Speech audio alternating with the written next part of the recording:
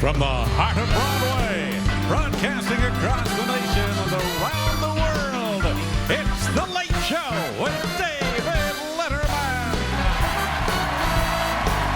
Tonight, Tom Hanks and music from Two Doors Cinema Club. Plus Paul Schaefer and the CBS Orchestra. I'm Alan Calder. And then, drummer and backup vocals for rock and roll's the truants. David Letterman.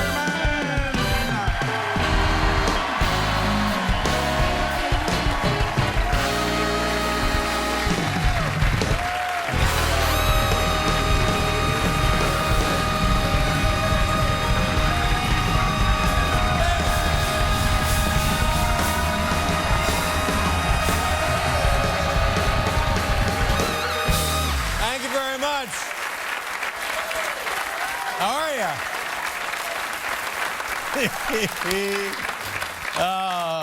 Welcome to the show, everybody. And big news here at CBS over the weekend. It was announced that I'm renewing my contract here at the television. So,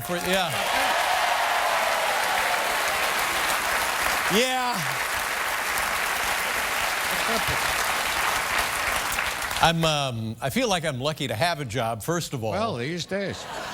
Because I talked to my, here's what it came down to. After talking about it, and you know how you roll things around in your head, Sure. and you get a lot of hand-wringing and stuff. My family decided that they wanted to spend less time with I me. see. Family. So, That's came fine down to with that.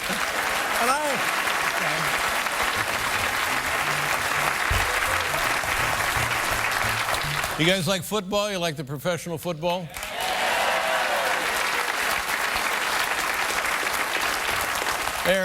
President Obama says the Washington Redskins should change their name. President Obama says that. And I thought, well, to heck with the Redskins. I think the Giants ought to change their name. Giants, really?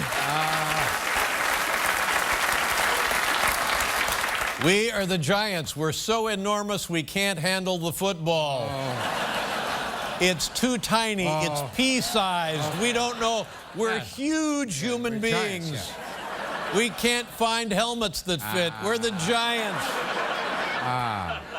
Yeah, the Giants, beginning of their season, 0-5. Luckily, New York sports fans are pretty understanding.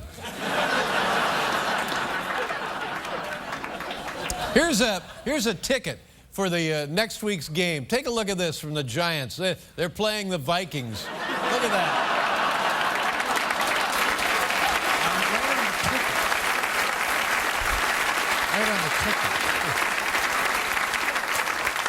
This always, you know, the government shut down, right? There's no government. I've heard about it. And so this made me happy. They're the printing bureau of engraving and stuff that puts out money. New $100 bill. Anybody seen the new $100 bill? How many of you have never seen a $100 bill? Oh, cut it out.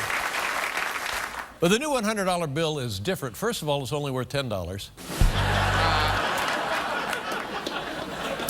And people are upset. Financial purists, monetary purists are upset because Ben Franklin, who has long been on the $100 bills, been replaced by Ben Affleck. Well, They don't, I mean, how would that happen? Big uproar.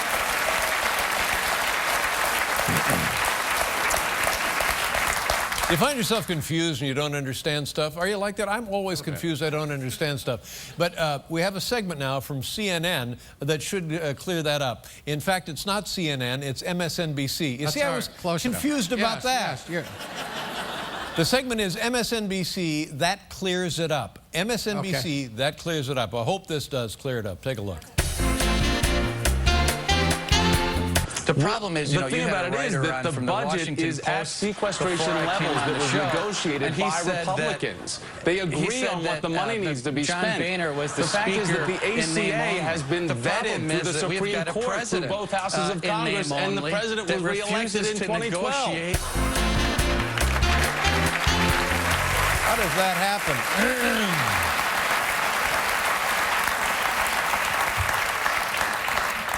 Hi, Dave. I'm a government official.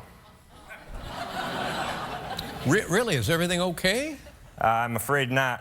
We're going to have to shut you down. Oh, no. Why would you have to shut us down? Because you, David Letterman, are a national treasure. What?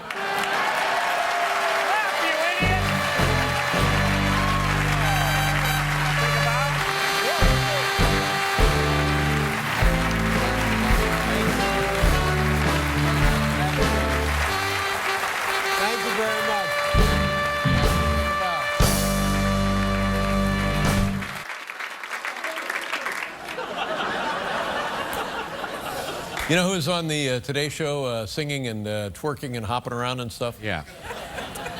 Miley Cyrus. Yeah. Well, nice to see that she's getting some attention, isn't it?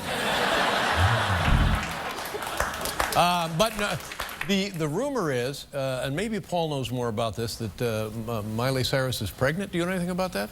Is that what? Really? That's the rumor. So what we're hearing, yeah. So that means now, ladies and gentlemen, she's twerking for two. Working for two.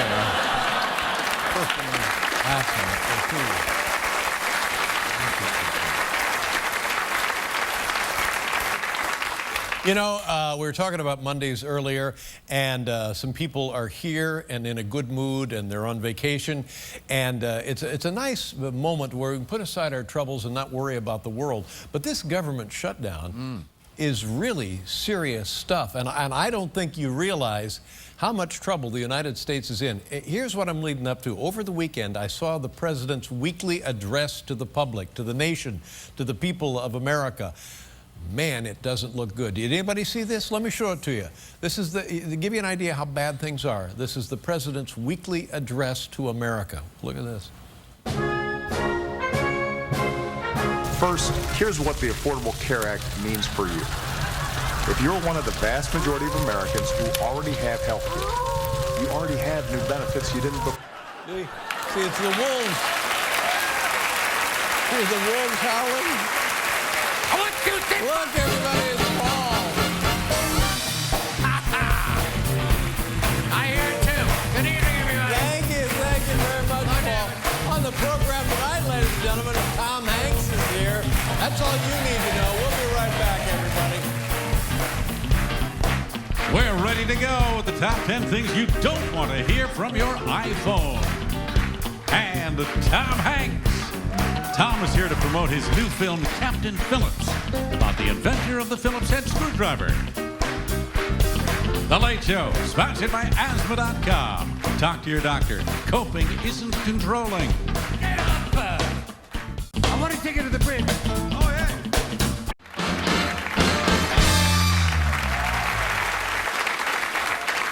Ladies and gentlemen, here's tonight's top 10 list. Let's go.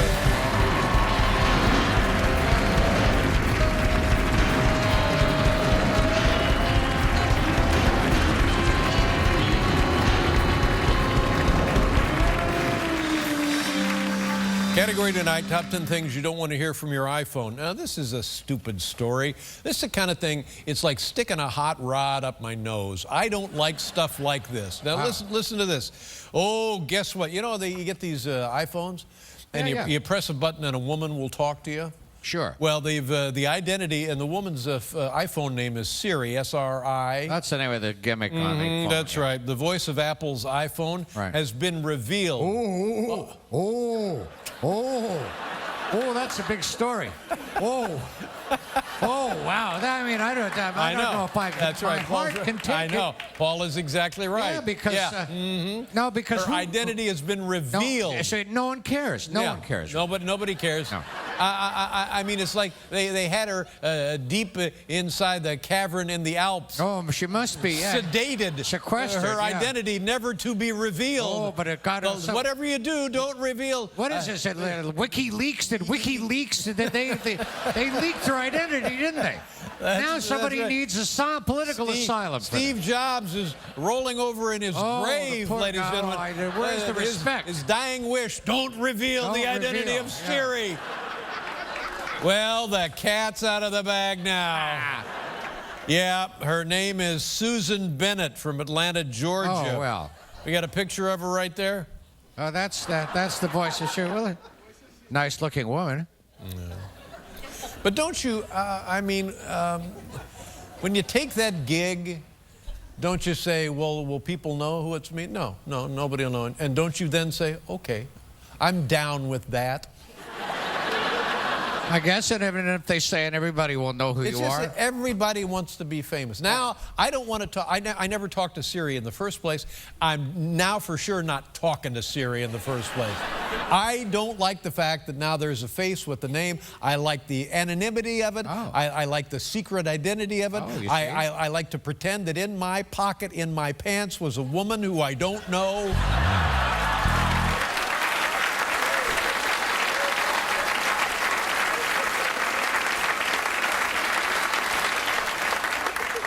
And they don't talk to you. Have you tried to talk to Siri? No, I don't have Siri. No, doesn't talk to you. What do you mean it doesn't talk to you? Oh, well, we were doing a little experiment and we punched in a thing and all she would tell me was the number of donut shops in my area. And then I would say, do you like donuts, Siri? Nothing. Yeah. So she doesn't respond, really. No. Not to everything you say. Get me Susan Bennett on the phone now. Yeah, I'd like to. Find out if she enjoys donuts. Anyway, things you don't want to hear from your iPhone. You ready, Paul? Okay, sure. Okay, number 10. What do you want now? All right, you don't want that. Oh, this is an audio yeah, iPhone. we actually hear. Oh, so you don't need me at all. Oh, you don't. Oh, apparently she was kind enough to record the list for us. Susan Bennett? Yeah. What did they go to some little some crevice somewhere? A cave in the Alps. In Ontario? Yeah. And find her? Yeah. I had her sequestered away. Yeah. How did they find her? I don't know.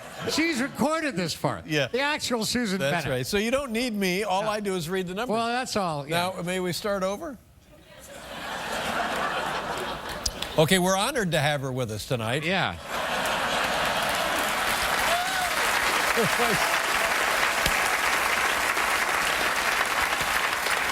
The actress who plays the voice of Siri, we'll find out what kind of donuts she likes. Right.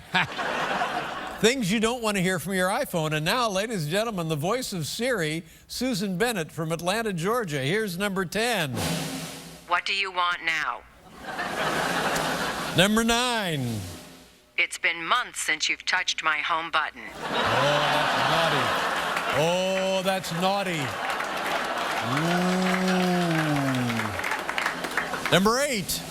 Go sit in the truck. Go sit in the truck. Number 7. I have an itch. Would you mind pressing the 6 key? Number 6. Text message from Anthony Weiner. I should be so lucky.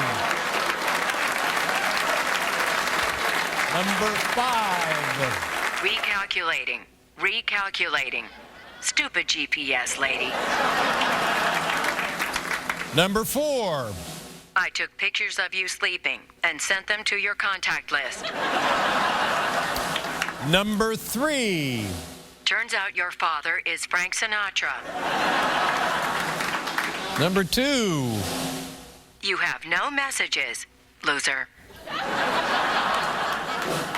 And the number 1 thing you don't want to hear from your iPhone. You called that sexting?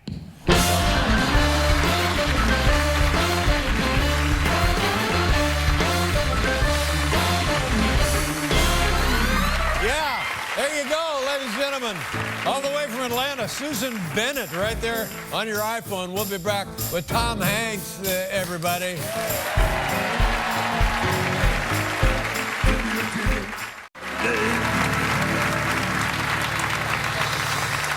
Ladies and gentlemen, our first guest, here's a guy. Here's where the fun begins. This man, fun follows this guy around. He is a two-time Academy Award winner starring in this movie is incredible. And I don't know why you're here. You actually should be watching this movie. We really should be. Yeah, what are we doing here? It's incredible. It's an account of the Captain Phillips hijack saga. It opens on Friday. Here he is, ladies and gentlemen. You know him, you love him. You can't live without him. Tom Hanks. My baby does the hanky-panky. My baby does the hanky-panky. My baby does the hanky-panky. My baby does the hanky-panky. My baby does the hanky-panky. Wow. Welcome back to the show. Beautiful. I was mentioning as you came across, you look wonderful. You look like a kid, for God's Thank you. sakes. I've been maintaining the temple, Dave. I've been maintaining the temple. Doing a good job. I went to the doctor, and he said, you know those high blood sugar numbers you've been dealing with since you were 36? Well, you've graduated. You've got type 2 diabetes, young man. So, well, it's controllable, and through diet mostly. You know, something's going to kill us all, Dave. Yeah. Something's going to kill us all. Well, good for you, and congratulations. Thank you. And, by the way, a nice message to others. I suffer from the high blood sugar. Had to go on a special diet myself. Well, they said, my doctor said, look, if you can weigh as much as you weighed in high school, you will essentially be completely healthy, will not have type 2 diabetes. Right. And then I said to her, well, I'm going to have type 2 diabetes. Because there is no way I can weigh as much as I did in high school. What did you weigh in high school? I weighed 96 pounds in high school. And I was a very... Rail thin. I was a very skinny boy. And you know, most of that was that big white afro that I wore back in the 70s. Big hair. You remember the big hair, don't you guys? Oh, man, we all had it. You bet. What? Really? Even I. There you go. There you go. It was a look. It was a look. Hey, congratulations on the sign-up. Oh, yeah, thank you very much. You're going all the way to 2015, aren't you, Dave? Right, yeah. All the way. All the way. Now, that's right. Look, I don't know showbiz math, but, you know, this is late 2013. Right. To me, with vacations and holidays, you signed on for another 8 months. That's what I think. Honestly, to 2015? It's fine. Man, boy, it's throw fine. down the gauntlet there. They're all, you know what? Arsenio heard that, he canceled the show. It's fine. He said, what's the point? Dave's going to 2015. That's right, I know. Exactly, yeah. Man, oh man. Now listen, I want to talk to you about this Captain Phillips movie. Holy God, what a film. It came out good. It's hard to make a good movie. When did you make this film? Because it seemed like the turnaround from the actual event to the release of the film is pretty quick. We finished it about the 4th of July, 2012, so it's a little over a year ago. I guess the studio bought the rights up pretty quick, and there you go, lickety-split.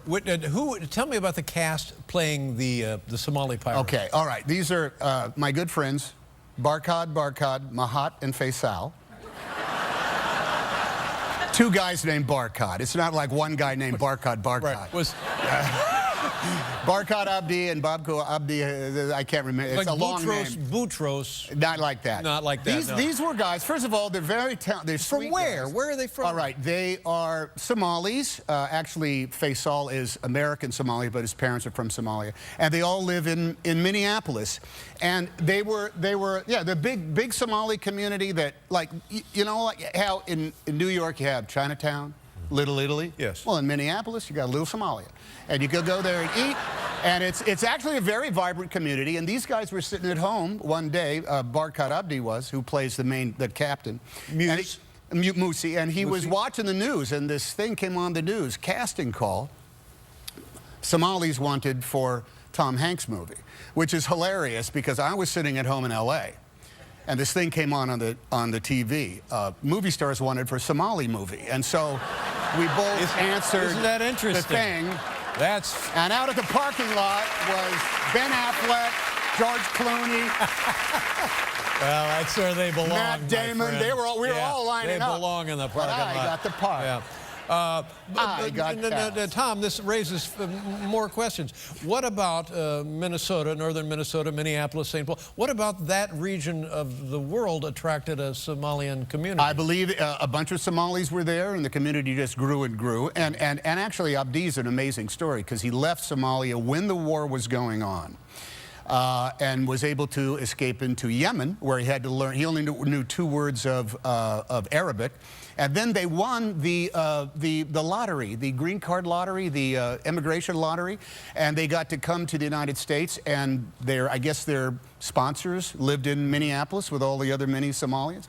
And he started high school knowing no English. And I said, well, how did you learn English? He says, well, his Somali friends, and he watched Jackie Chan movies. Yeah. Yeah, which is like, no wonder your English is so good, my friend. Yes.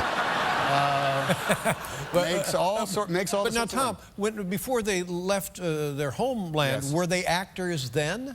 No, but you know, look, Dave, show business has this like a racket element to it.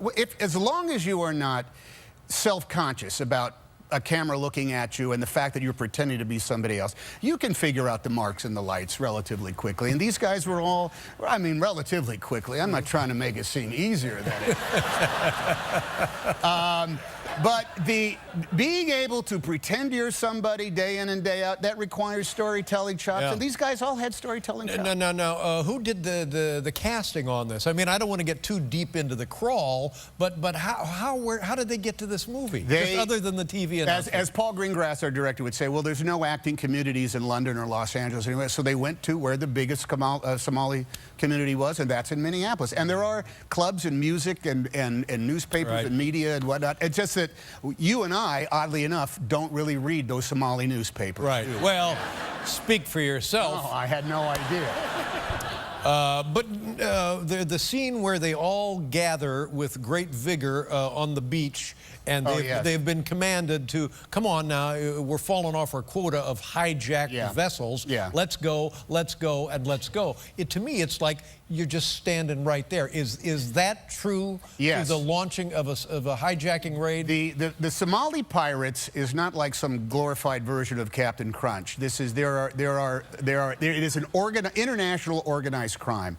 There are big bosses that send down orders, and then enforcers that go out and get the real guys that do the work, and they have to go out and try to hijack ships. And when a hijacking is successful and money changes hands, or goods from the vessel change hands, where does that money, who gets it? Is it the one guy? Is it distributed to the people in Somalia who are starving? You know, as is in Richard Phillips' book, there are some shipping lines from, say, less incorporated nations or more nefarious corporations that are willing to drop a couple of $1 million in cash on the deck of some ship and to make the pirates go away, because somehow they can save money. There's also corporations that won't pay anything and just let the hostages be taken, and these are from less established places than, say, the Western world. Right. And there are still hostages being held in various parts of Somalia that were kidnapped, months ago, and they're just sitting there waiting because they come from places where they don't care about the law so much. Is it holding steady? Is it on the rise? Is it declining? I couldn't tell you that, sir.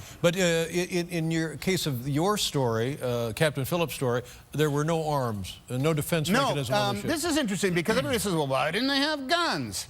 And one, it was an international law. You could not carry guns into an international port if you were a commercial freighter. And secondly, as Captain Phillips said himself, I don't think we want, guns in the guy's sea bags, because then they start solving problems over, hey, that was my French toast, that kind of thing. Right. Hey, come on, got any threes? Yes, you do. They don't, during the card games during their breaks.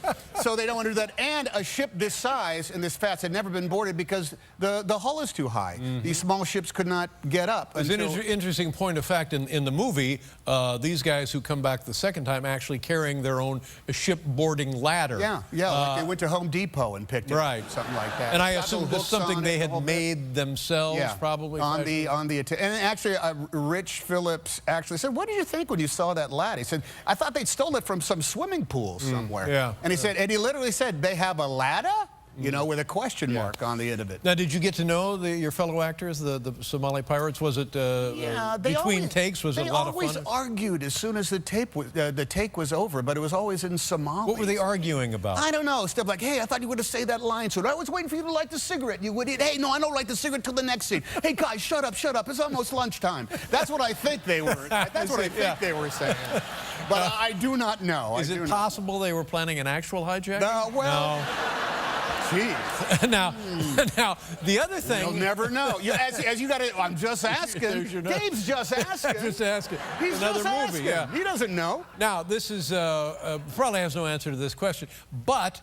this movie is going to be enormous around the world, and actual Somali pirates will see the film. I'm not saying that pay tickets. To do. No, yeah. Not to do.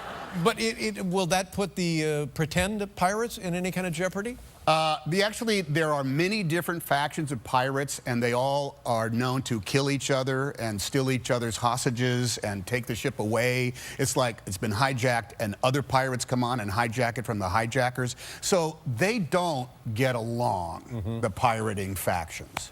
Does that answer your question, Mr. Showbiz host? Yeah. Yeah. That's right. But we're saying, what have we taught the pirates? Is that what you're saying? No. I am just saying that some actual pirates are sitting at home and they decided not to become actors. Oh. And they're watching the movie and they say, oh, there's Larry and Ted and Kid. I see what you're saying. And then, wait a minute, those bastards are making us look bad. We're the real pirates. We're going to go after them. Man, this is a dilemma I don't think anybody has paid any attention to. You are thinking this out too much, man. You just sit there and worry about your blood sugar. We'll be right back with Tom Hanks, ladies and gentlemen.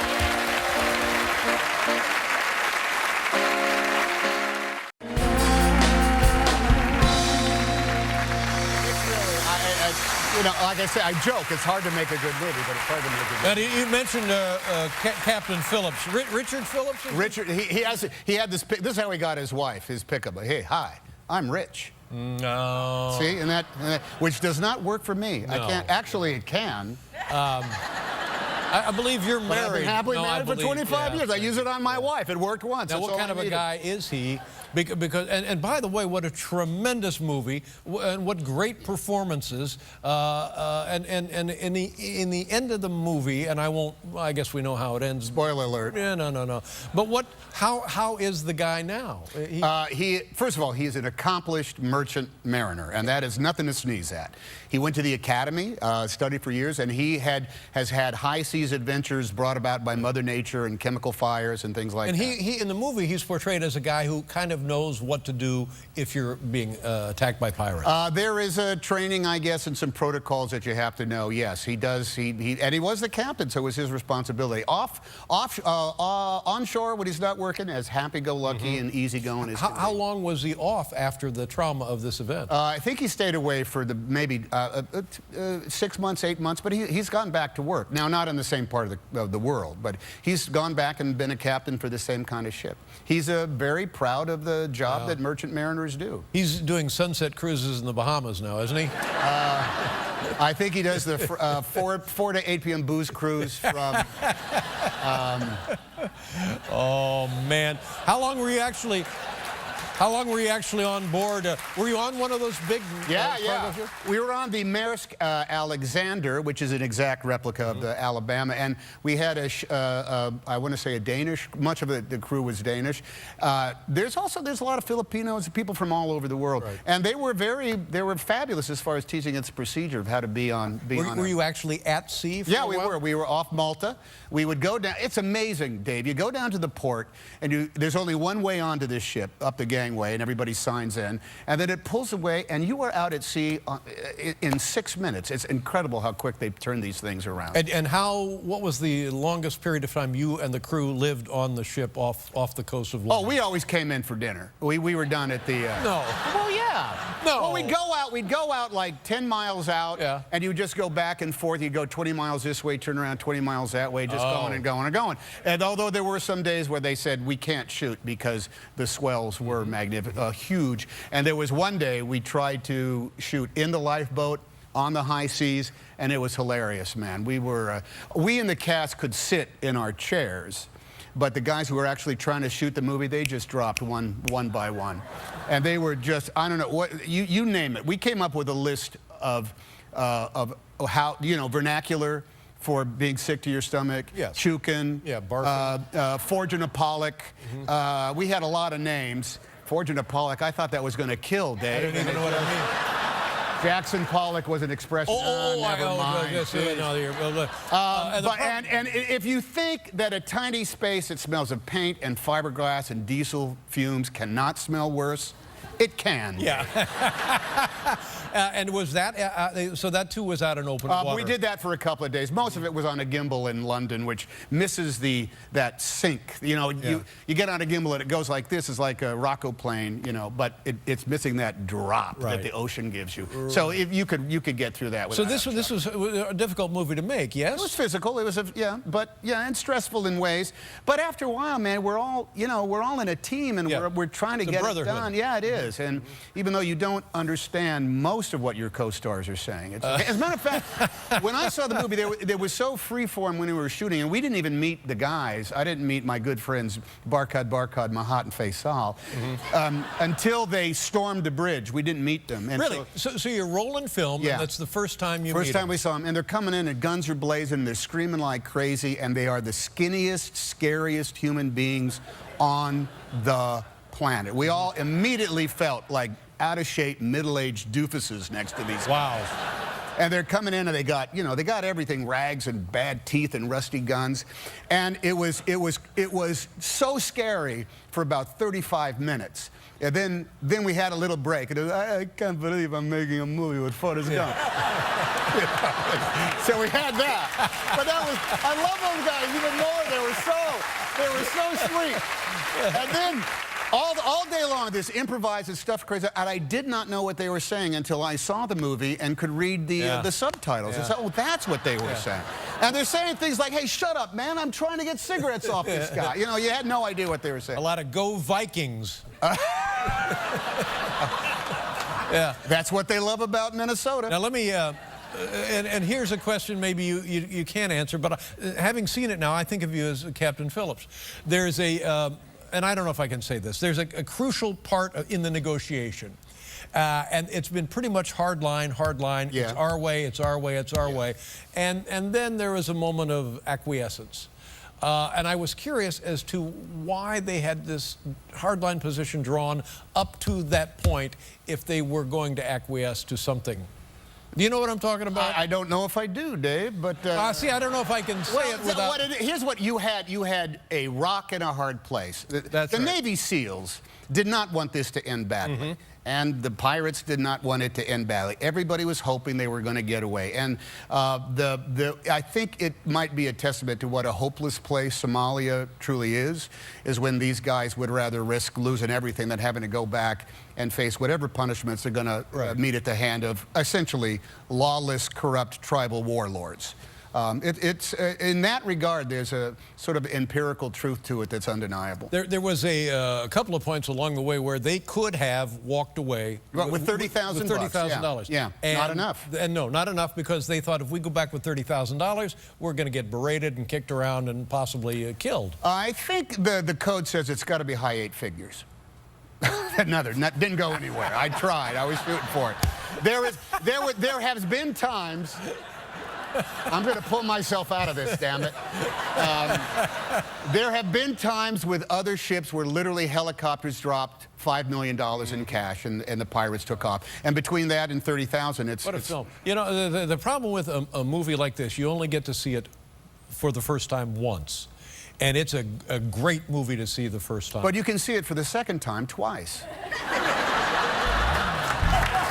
Now, wait a minute.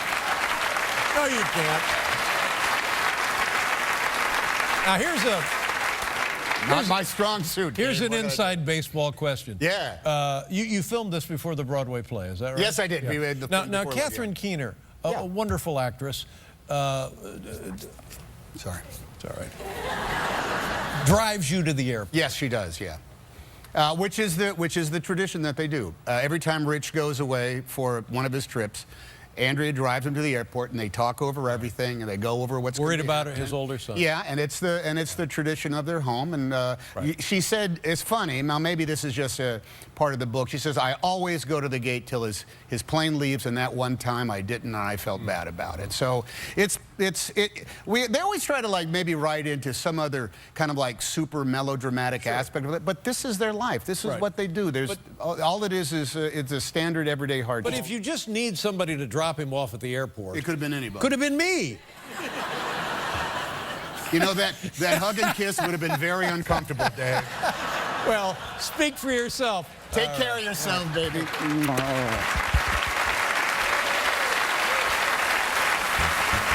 We'll be right back with Tom Hanks, ladies and gentlemen.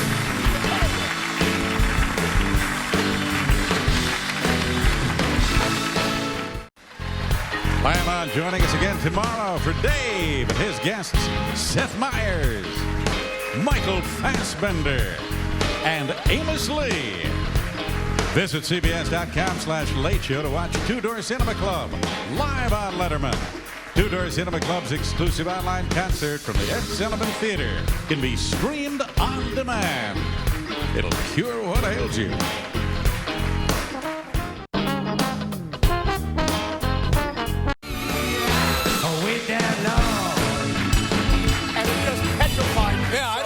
Like it. I was so just getting off the chair. I was petrified. Yeah, I don't like it either. Yeah, hi.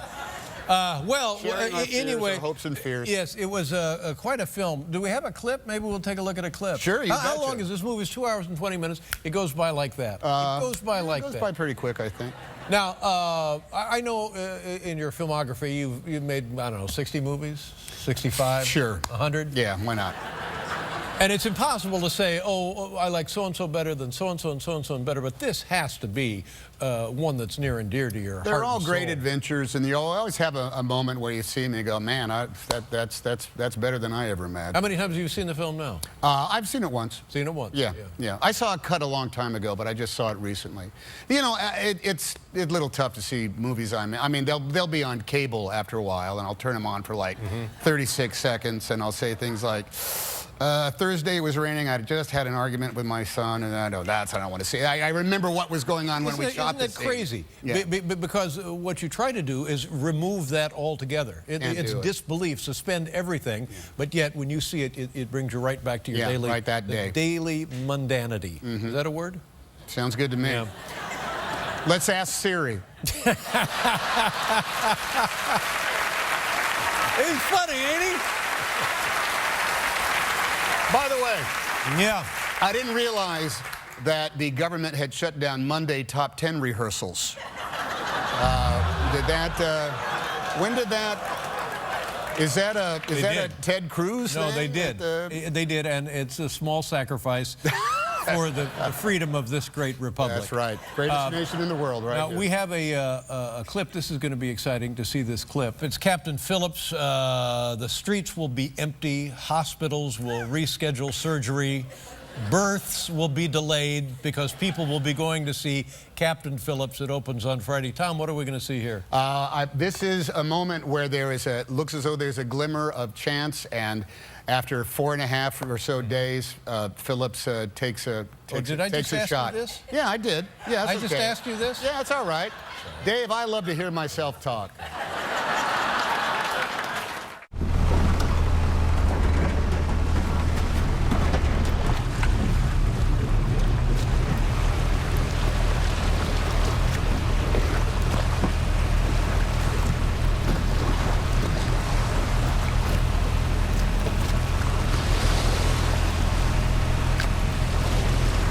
Salt water will be good for your foot.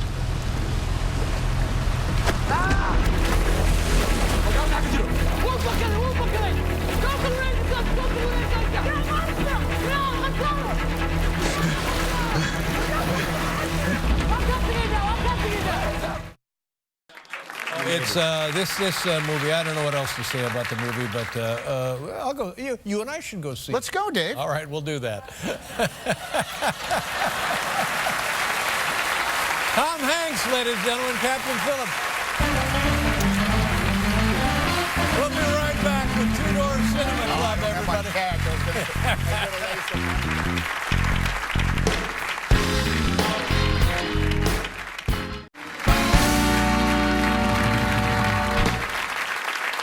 Ladies and gentlemen, our next guests are a popular band from Northern Ireland. It's their most recent EP right there. It's entitled Changing of the Seasons. That's exactly what we're doing right now. Please welcome Two Door Cinema Club.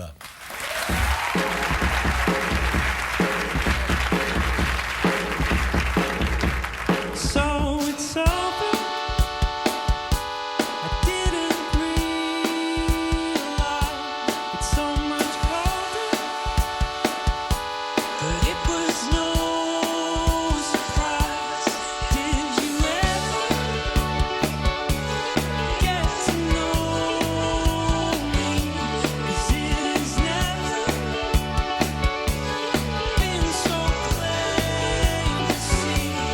When you say you won't forget me, I can tell you that's untrue. 'Cause every day since you left me, I've got less and less of you. And I've worn out all the reasons to keep on knocking at your door. Could be the changing of the seasons, but I don't love you anymore. Door is open. You whispered to me as you stood frozen in deep uncertainty. I hope that you know what I am thinking. Before you go, with your heart sinking. When you say you won't forget me, I can tell you that's untrue. 'Cause every day since you left me, I've got less and less of you. And I've worn out all the reasons to keep on knocking at your door. Could be the changing of the seasons, but I don't love you anymore.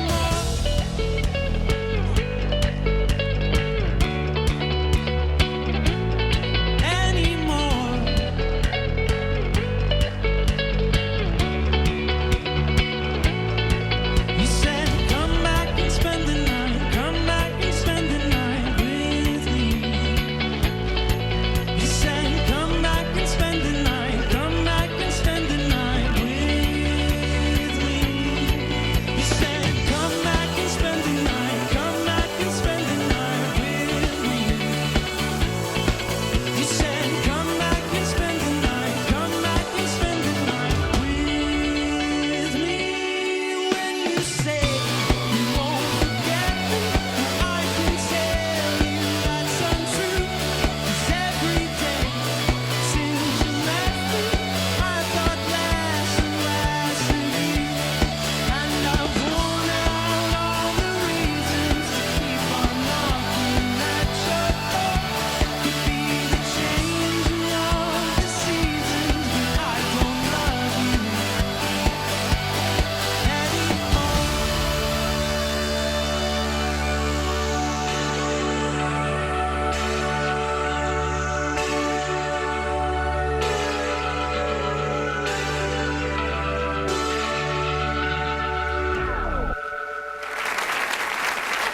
Really?